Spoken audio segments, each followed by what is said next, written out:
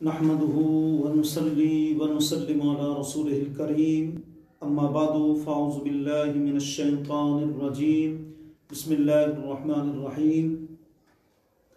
دنیا بھر میں ہمارے چینل کو دیکھنے سننے پسند کرنے والے اور اصلاح کے طالب حضرات، آج کا ہمارا موضوع بہت اہم ہے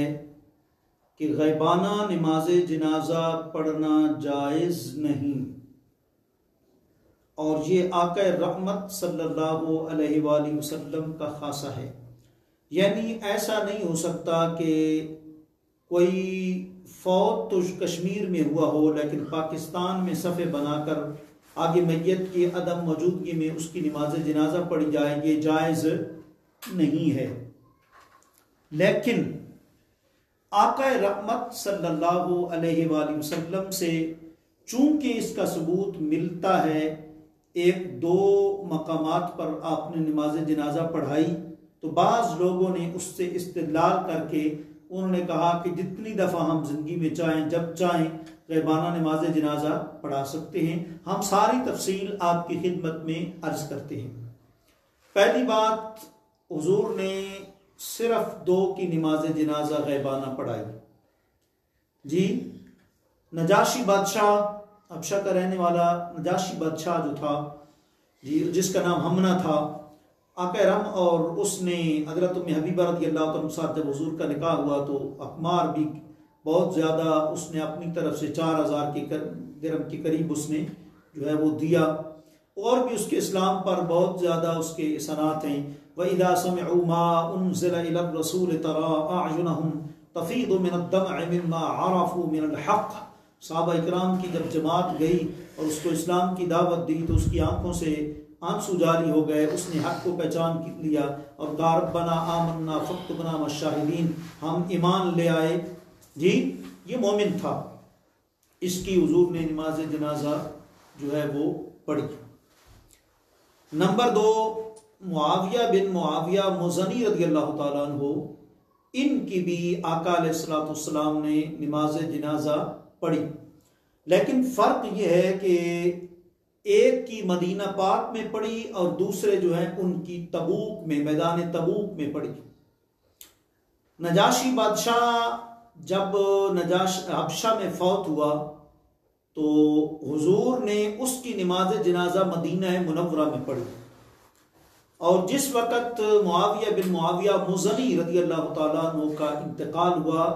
تو وہ مدینہ پاک میں ہوا، لیکن حضور تبوک میں تھے۔ میدان تبوک میں حضور علیہ السلام نے ان کی نماز جنازہ جو ہیں وہ پڑھی۔ اور یہ بھی ذہن میں رکھیں کہ نماز جنازہ میں 4 ہی تکبیریں ہیں، انہی پر ہی فتویٰ ہے امام اعظم کا، اور حدیث میں بھی یہی آیا ہے کہ نجاشی بادشاہ کی جب جنازے کی باری آئی تو خرج الی المصلی فصلی بہم وکبر 4، کہ حضور علیہ السلام عیدگاہ کی طرف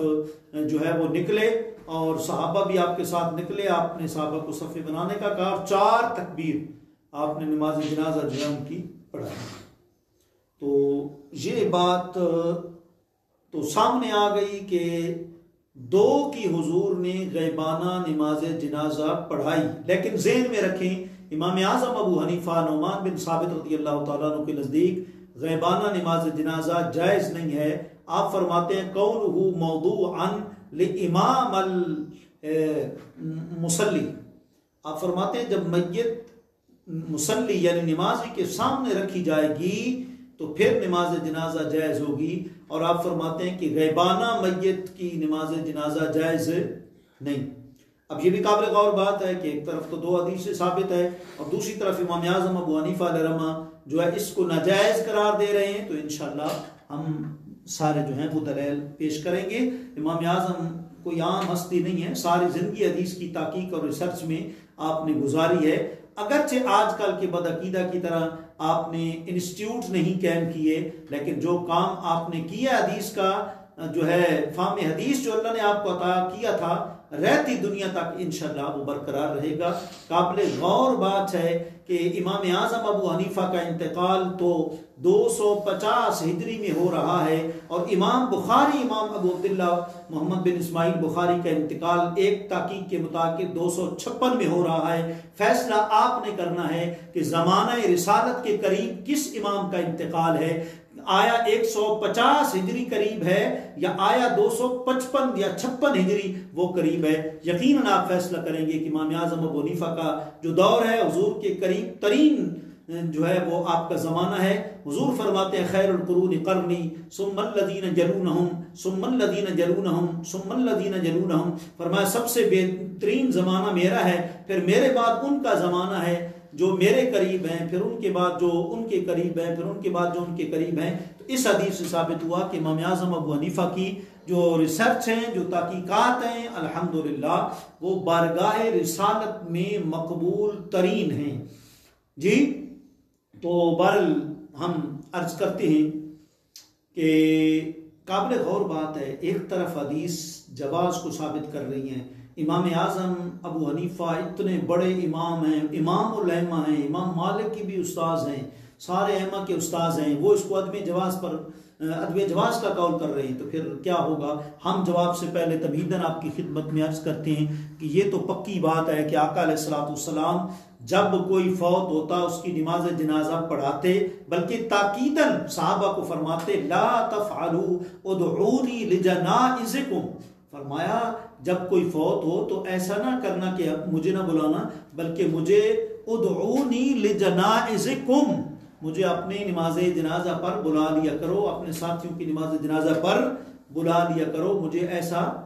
مطلب نہ چھوڑا کرو۔ صحابہ تو گرمی کی وجہ سے یا سرکار کی رات کو آرام کرنے کی وجہ سے یا مصروفیات اور مشاغل کی کثرت کی وجہ سے صحابہ کرام کئی دفعہ قصداً ترک کر دیتے تھے کہ حضور کو تکلیف نہ ہو، لیکن آقا علیہ الصلوۃ والسلام فرماتے ہیں کہ مجھے بلا لیا کرو، کیونکہ فإن صلاتي علیہ رحمت، فرمایا میت کے اوپر میری نماز جو ہے وہ رحمت کا باعث ہوتی ہے، اس سے اللہ کی رحمت نازل ہوتی ہے۔ اور کہیں فرماتے ہیں وإني أنورها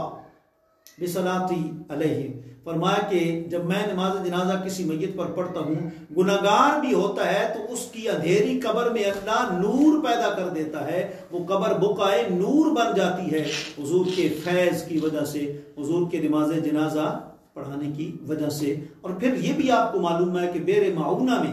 70 صحابہ اکرام حضور کے قریبی جانثار فوت ہو گئے، حضور کو بڑا دکھ اور صدمہ بھی ہوا، حتیٰ کہ 1 مہینے تک آقا رحمت صلی اللہ علیہ وآلہ وسلم ان کفار کے خلاف دعائے ضرر فرماتے رہے اور ان کے اوپر لعنت بھیجتے رہے۔ اس سے آپ اندازہ کر لیں کہ اس کے باوجود بھی حضور نے غیبانہ نماز جنازہ بیر معونہ والوں پر اور دیگر کتنے واقعات ہوئے، حضور نے خود حکم دے دیا کہ مجھے بلایا کرو، میں آگے جو ہے میت کی کو رکھ کے نماز جنازہ جو ہے پڑھا کروں گا، لیکن حضور نے مطلب غیبانہ نماز جنازہ، تو اس سے آپ اندازہ کر لیں ایک طرف 2 واقعات ہیں اور دوسری طرف ہزاروں واقعات ہیں کہ حضور نے مطلب درد اور تکلیف بھی محسوس کیا، لیکن غیبانہ نماز جنازہ آپ نے نہیں پڑھی۔ اب سوال ہے کہ امام اعظم ابو حنیفہ کیوں کہتے ہیں کہ غیبانہ نماز جنازہ جائز نہیں، اور یہ حدیث جو ہے دوسری نجاشی والی اور دوسری جو ہے معاویہ بن معاویہ مزنی والی، یہ بھی عمدۃ القاری محدث علامہ بدر الدین عینی وغیرہ کی ہے، تو پھر امام اعظم کیوں عدم جواز کے قائل ہیں؟ تو کئی جوابات ہیں۔ پہلا جواب تو یہ ہے کہ ایک طرف ایک جزئی واقعہ ہو اور ایک طرف کلیات واقعات ہوں، تو کس کو ترجیح دی جائے گی؟ جزئی واقعہ کو ترجیح دی جائے گی، نہ جزئی واقعہ کو ترجیح نہیں دی جائے گی بلکہ کلی واقعہ کو ترجیح دی جائے گی۔ اس کی وجہ کیا ہے؟ اس کی واضح وجہ ہے کہ اگر حضور نے کسی جگہ کوئی 1-2 جگہ پر ایسا کیا تو وہ حضور کا خاصہ یا میت کی کوئی ایسی خصوصیت ہو سکتی ہے جس کی وجہ سے اعزاز ملا ہو، لہذا اس پر فتویٰ نہیں ہو سکتا۔ نمبر 2، امام الائمہ امام اعظم ابو حنیفہ رحمۃ اللہ تعالی علیہ جو آپ نے نجاشی بادشاہ کا نماز جنازہ پڑھا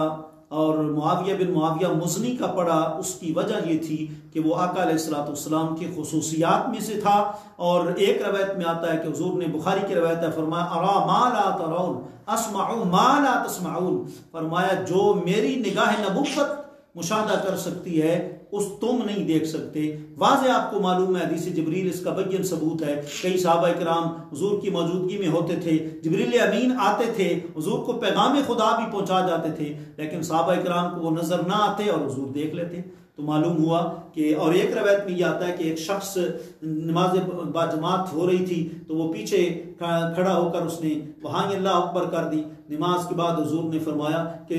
مطلب اللہ تمہیں اور نماز کا حریص بنائے، ایسا نہ کیا کرو، تمہاری نماز کے رکوع و سجود کا خشوع وہ بھی مجھ پر مخفی نہیں ہے، میں جیسے آگے دیکھتا ہوں ایسے پیچھے بھی دیکھتا ہوں۔ معلوم ہوا کہ حضور کی نگاہ نبوت کا جو کمال ہے وہ یہاں کھڑے اگر حضرت ابراہیم علیہ السلام وَكَذَلِكَ نُرِي إِبْرَاهِيمَ مَلَكُوتَ السَّمَاوَاتِ وَالْأَرْضِ وَلِيَكُونَ مِنَ الْمُوقِنِينَ۔ اللہ فرماتا ہے ہم نے ابراہیم علیہ السلام کو دنیا کی ایک چٹان کے اوپر کھڑا کیا اور جنت کے اندر کا انہوں نے مشاہدہ فرما لیا۔ اگر حضرت ابراہیم علیہ السلام یہ کر سکتے ہیں تو حضور خود یہاں کھڑے جنت تک آپ کا بازو پہنچ جاتا ہے۔ روایت میں آتا ہے حضور فرماتے میں نماز پڑھ رہا تھا، میں نے ہاتھ کو اوپر کیا تو جنت کے خوشوں تک میرا ہاتھ جو ہے وہ پہنچ گیا۔ تو ان کا تو یہ حال کمال ہے کہ حضور جو ہے وہ جو کچھ ان کی نگاہ نبوت مشاہدہ کرتی ہے وہ غیب نہیں کر سکتے۔ اس لیے بعض روایات میں آتا ہے کہ صحابہ اکرام یہ گمان کرتے تھے، یظنون ان بین یدیہ، صحابہ یہ گمان کرتے تھے، عمدۃ القاری کی روایت میں ہے کہ حضور کے سامنے گویا کہ میت پڑی ہوئی ہے۔ تو معلوم ہوا کہ دوسرا جواب کیا ہوا کہ وہ حضور علیہ السلام کا خاصہ تھا۔ نمبر 3، جہاں وہ فوت ہوا نجاشی بادشاہ وہ دار الکفر تھا، دار الحرب تھا۔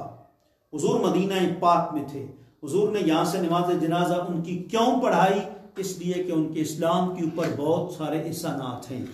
یہ کثیر تعداد میں ان کی خدمات ہیں، اس لیے وہاں ان کی نماز جنازہ پڑھنے والا کوئی نہیں تھا۔ یہاں کون سا کشمیر میں مسلمان نہیں ہے جو نماز جنازہ وہاں نہیں پڑھ سکتے